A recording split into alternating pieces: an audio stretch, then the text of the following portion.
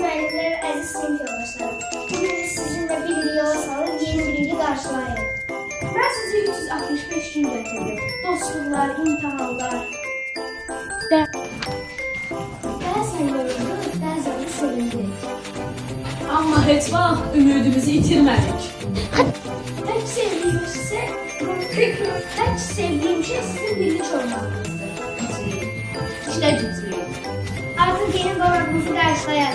Mən bilirəm, sağ ol güzəlmişəm. Sən fotoğraflar arzuladın. Çalışqan olmaq istəmirəm. Səfərimizdən dərs aldım. Ben artık gitmeliyim. Hava köydü,